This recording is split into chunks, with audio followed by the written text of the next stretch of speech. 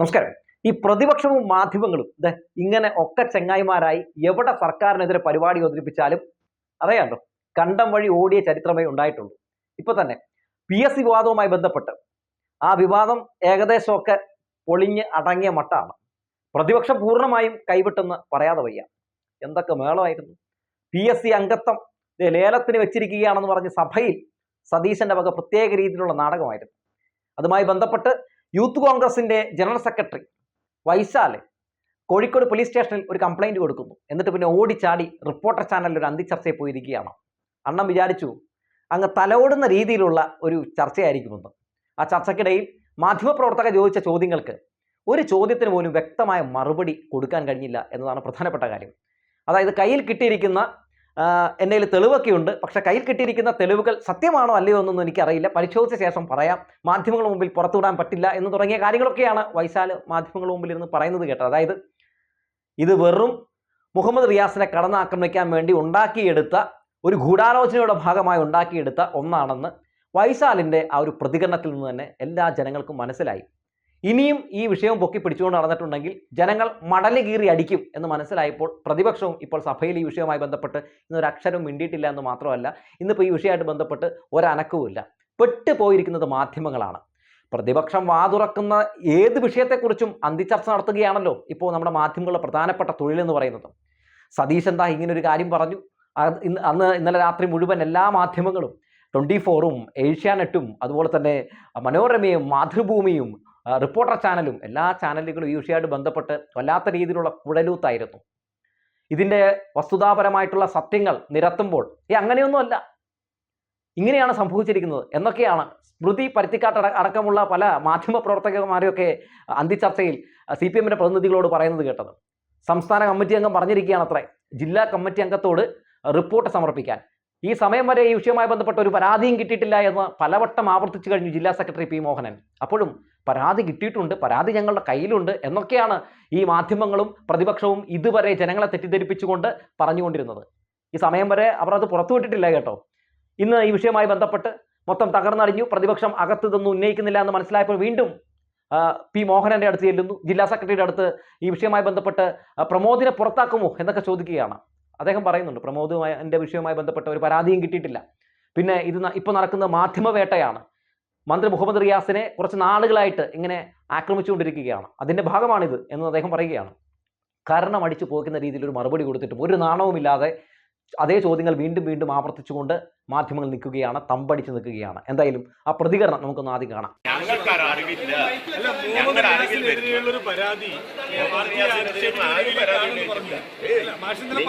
നിങ്ങൾ മുഹമ്മദ് റിയാസിനെയും പാർട്ടിയും ഗവൺമെന്റിനെയും കരിവാരി തേക്കാൻ ഒരു കൂട്ടം മാധ്യമങ്ങളും ഇടതുപക്ഷ വിരുദ്ധ രാഷ്ട്രീയക്കാരും നടത്തുന്ന ശ്രമങ്ങളെ ഞങ്ങൾ ശക്തമായി പ്രതിരോധം. കണ്ടല്ലോ, ഇതിനപ്പുറത്തേക്ക് എന്താണ് പറയേണ്ടത്?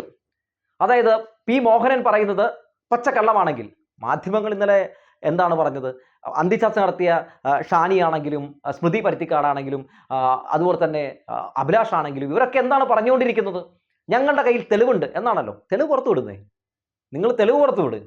തെളിവ് പുറത്തു വിടാതെ ഞങ്ങളുടെ ഇങ്ങനെ ഞങ്ങളുടെ കയ്യിൽ ബോംബുണ്ട് ഇപ്പോൾ പൊട്ടിക്കും എന്ന് പറയാതെ നിങ്ങളങ്ങ് പൊട്ടിക്കേ. അതായത് ജില്ലാ സെക്രട്ടറി ഓൾറെഡി പറഞ്ഞല്ലോ അങ്ങനെ പരാതി കിട്ടിയിട്ടില്ലെന്ന്. അപ്പോൾ നിങ്ങൾ അത് കൗണ്ടർ ചെയ്യാൻ വേണ്ടി, അതിനെ നിങ്ങൾക്ക് എതിർക്കാൻ വേണ്ടി നിങ്ങൾക്ക് ഓട്ടോമാറ്റിക്കലി ഇത് പുറത്തു വിട്ടുകൊണ്ട് ഹീറോസായി മാറാമല്ലോ, സ്റ്റാറായി മാറാമല്ലോ. അതെ, CPM തുറക്കുന്നത് കള്ളം പറയാൻ വേണ്ടിയാണ് നിങ്ങൾക്ക് പറഞ്ഞു വെക്കാമല്ലോ. പക്ഷെ എന്തുകൊണ്ട് നിങ്ങൾ അത് ചെയ്യുന്നില്ല? അതൊരു വ്യാജ ആരോപണമാണെന്ന് നിങ്ങൾക്ക് നന്നായി അറിയാം. സംസ്ഥാന സെക്രട്ടറി MV ഗോവിന്ദൻ മാഷ് പരാതിയെപ്പറ്റി അന്വേഷിക്കുമെന്ന് പറഞ്ഞല്ലോ.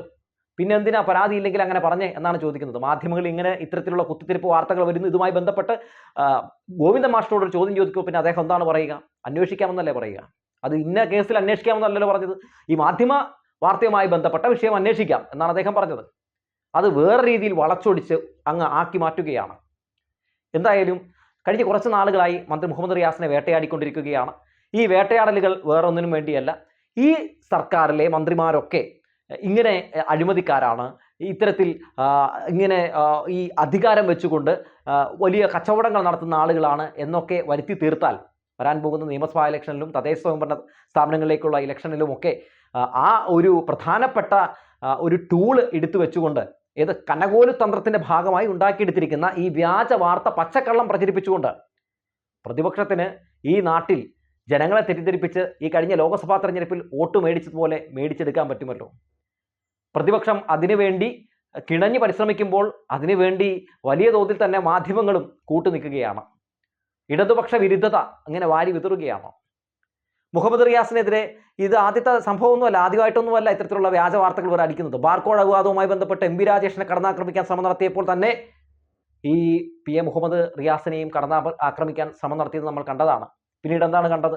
ഏഷ്യാനെറ്റ് പുറത്തുവിട്ട വാർത്ത പച്ചക്കള്ളമാണെന്ന് തെളിഞ്ഞപ്പോൾ അതിൽ നിന്ന് പതിയെ അവർക്ക് പിടിവിടേണ്ടി വന്നു. അങ്ങനെ ഒരു ആരോപണം പൊളിയുമ്പോൾ പല പല ആരോപണങ്ങളുമായി രംഗത്തേക്ക് വരികയാണ്. ഇന്നലെ തന്നെ സതീശൻ എന്താണ് പറഞ്ഞത്? ഇനി വലിയ ബോംബുകൾ കോഴിക്കോട് പൊട്ടാനുണ്ടെന്നാണ് പറഞ്ഞത്. നുണ ബോംബുകളാകും പൊട്ടാനുള്ളത്. ഇതുവരെ 8 വർഷത്തിനിടയിൽ എന്തോരം ആരോപണങ്ങൾ ഉന്നയിച്ചു. സ്വർണ്ണക്കടത്ത് കേസ് തുടങ്ങി ഈ PSC കോഴ വിവാദം വരെ എടുത്ത് പരിശോധിച്ച് നോക്കിയാൽ എന്ത് തെളിവാണ് ഇവർക്ക് ജനങ്ങൾ മുമ്പിലേക്ക് എടുത്തു വയ്ക്കാൻ കഴിഞ്ഞിട്ടുള്ളത്? ഏത് വിഷയത്തിലാണ് CPM-ന്റെ നേതാക്കളെ പ്രതിയാക്കാൻ കഴിഞ്ഞിട്ടുള്ളത്? കേന്ദ്ര അന്വേഷണ ഏജൻസികൾ അടക്കം വരെ വന്ന് അന്വേഷിച്ചല്ലോ.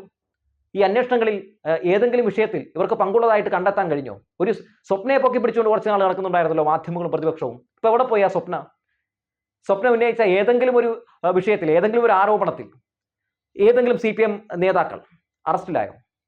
അകത്തായോ? ഇല്ലല്ലോ. ഈ സർക്കാരിന്റെ കൈ ശുദ്ധമാണ് എന്ന് തെളിയിക്കുന്ന രീതിയിലുള്ള റിപ്പോർട്ടല്ലേ പുറത്തു വന്നത്. ഏത് വിഷയവും സഭയിൽ ഉന്നയിച്ചാൽ ആ വിഷയത്തിലൊക്കെ അന്വേഷണം നടത്താം, ഏത് അന്വേഷണത്തിനും റെഡിയാണ് എന്നല്ല ഈ സർക്കാർ പറഞ്ഞുകൊണ്ടിരിക്കുന്നത്. അപ്പോൾ ഒരു സർക്കാർ ഒരു രീതിയിലുള്ള അഴിമതിയും ചെയ്യാതെ ജനങ്ങളെ നല്ല രീതിയിൽ സേവിച്ച് മുന്നോട്ട് പോകുമ്പോൾ ആ സർക്കാരിനെ എങ്ങനെ ബടക്കാക്കി ഈ പൊതുസമൂഹത്തിന് മുമ്പിൽ അപകീർത്തിപ്പെടുത്തി ആ സർക്കാരിനെ താഴെയിറക്കാം എന്നാണ് മാധ്യമങ്ങളും പ്രതിപക്ഷത്തെ പോലെ തന്നെ അവർ വിചാരിച്ചുകൊണ്ടിരിക്കുന്നത്, അവർ ചിന്തിച്ചുകൊണ്ടിരിക്കുന്നത്. മന്ത്രി മുഹമ്മദ് റിയാസിനെ എങ്ങനെയാണ് ഇവർ കടന്നാക്രമിക്കുന്നത്, എങ്ങനെയാണ് അതുവഴി സർക്കാരിനെ ഇവർ കടന്നാക്രമിക്കുന്നത് എന്ന് മനസ്സിലാക്കണമെങ്കിൽ ഇന്നലത്തെ അന്തിച്ചർച്ചകൾ കണ്ടാൽ മതി. നമ്മൾ അന്തിച്ചർച്ചകൾ ഏകദേശം 5ഓളം ചാനലിലെ അന്തിച്ചർച്ചകൾ നമ്മൾ വിശകലനം ചെയ്തുകൊണ്ട് എങ്ങനെയാണ് അവർ ഇടതുപക്ഷത്തെ കടന്നാക്രമിക്കുന്നത്, ഈ വിഷയമായിട്ട് ബന്ധപ്പെട്ട് എങ്ങനെയാണ് മുഹമ്മദ് റിയാസിനെ കടന്നാക്രമിക്കുന്നത് എന്നതിനെ പറ്റി നമ്മളൊരു വീഡിയോ ചെയ്തിട്ടുണ്ട്. നമ്മുടെ ചാനലിൽ തന്നെ അത് കിടക്കുന്നുണ്ട്. മനോരമയുടെ അന്തിച്ചർച്ചയിൽ ഷാനി VK സനോജിനോട് പറയുന്നുണ്ട്, ഈ വിഷയവുമായി ബന്ധപ്പെട്ട് കള്ളമൊന്നും പറയേണ്ട, ഞങ്ങളുടെ തെളിവുണ്ടെന്ന്. അപ്പോൾ VK സനോജ് ചോദിക്കുന്നുണ്ട്, എന്ത് കള്ളമാണ് ഞാൻ പറയുന്നത്? ഞാൻ കള്ളമാണ് പറയുന്നതെങ്കിൽ നിങ്ങളുടെ കയ്യിലുള്ള തെളിവ് പുറത്തുവിട് എന്ന് പറയുന്നുണ്ട്. അപ്പോൾ ഷാനിക്കൊന്നും പറയാനില്ല. ഇതേ രീതിയിൽ തന്നെ സ്മൃതി പരുത്തിക്കാട് റിപ്പോർട്ടർ ചാനലിൽ അരുൺകുമാറിൻ്റെ അടുത്ത് പറയുന്നുണ്ട്. അരുൺകുമാറെ സംസ്ഥാന കമ്മിറ്റി അംഗം ജില്ലാ കമ്മിറ്റി അംഗത്തോട് പറഞ്ഞിരിക്കുകയാണ്. ഇതേ മോഡലിൽ തന്നെയാണ് സ്മൃതി പരുത്തിക്കാട് റിപ്പോർട്ടർ ചാനലിൽ നടത്തുന്ന പണി.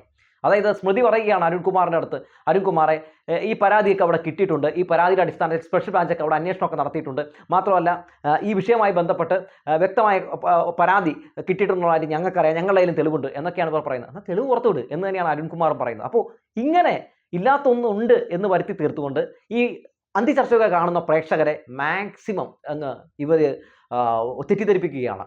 എന്നിട്ട് ഈ അന്തിചർച്ചയുടെ പ്രധാനപ്പെട്ട ഭാഗങ്ങൾ, അതായത് ഇടതുപക്ഷത്തെ കടന്നാക്രമിക്കുന്ന അല്ലെങ്കിൽ അങ്ങനെ തെറ്റ് ചെയ്തു എന്ന് തോന്നിപ്പിക്കുന്ന ഭാഗങ്ങൾ മാത്രം കട്ട് ചെയ്തുകൊണ്ട് അത് സമൂഹ മാധ്യമങ്ങളിലൂടെ ഇവരും അതുപോലെ തന്നെ ചില കോൺഗ്രസ്സുകാരും BJP-കാരും ഒക്കെ പ്രചരിപ്പിക്കുകയാണ്. അങ്ങനെ ഒരു വ്യത്യസ്തമായിട്ടുള്ള ഇടതുപക്ഷ കടന്നാക്രമണമാണ് ഇപ്പോൾ നടത്തിക്കൊണ്ടിരിക്കുന്നത്. എന്തായാലും എന്തൊക്കെ കടന്നാക്രമണങ്ങളൊക്കെ നടത്തിയാലും സത്യം അത് പുറത്തു വരിക തന്നെ ചെയ്യും എന്ന് പറഞ്ഞു വെച്ചുകൊണ്ട് നിർത്തുകയാണ്.